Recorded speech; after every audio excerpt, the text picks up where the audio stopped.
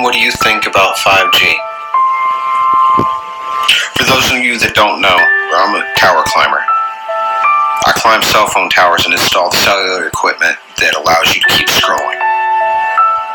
And I'm currently in 5G training. And I was already concerned about this technology before getting in there and actually learning some of the science about it. So let me give you some of the science about it. The radio frequency that our towers currently emit is non-ionizing radiation with a long footprint over the ground, so it's able to dissipate and spread out. It's currently being broadcast anywhere from like 1.5 to 2.5, 2.8 megahertz. Right.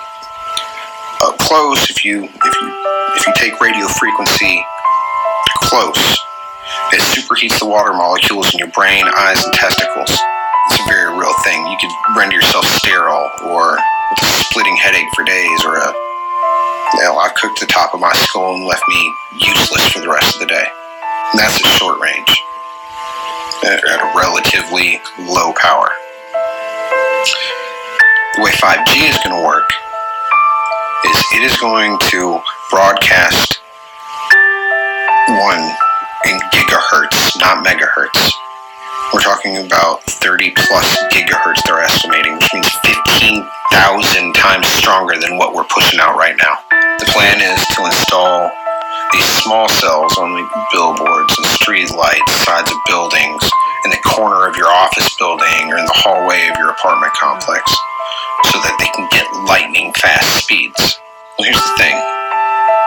The RF that we've been broadcasting isn't really damaging to you, though they can't tell the long-term effects.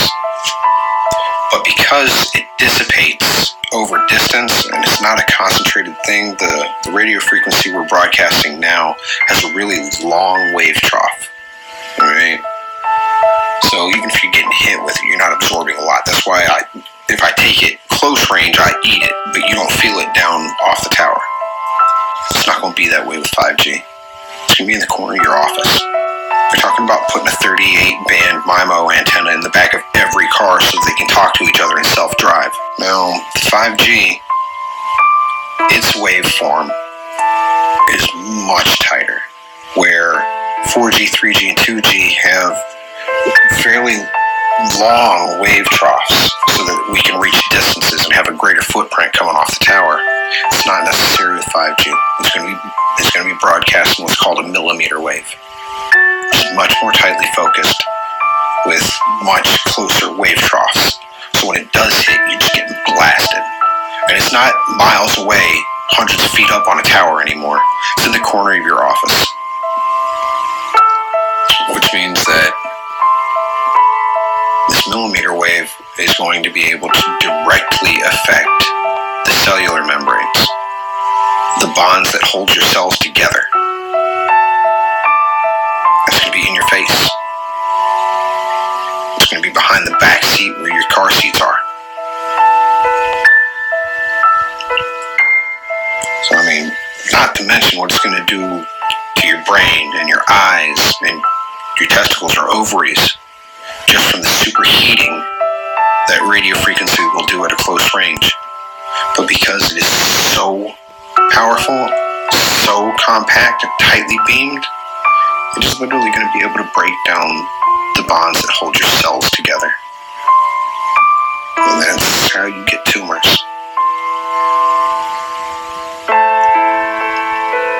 The rub of it is, America, that you're not going to know what I did to you for another 15, 20 years. And by then it's going to be too late. It already is.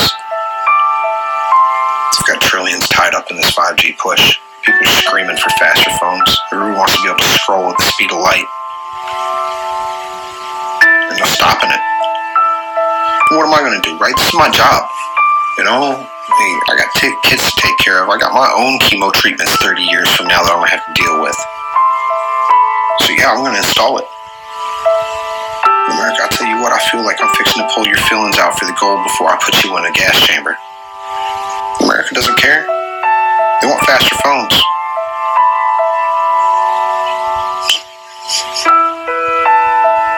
You carry eventually and it'll be too late. But God bless you. God bless America. I wish you the best. Feel free to name your tumor after me.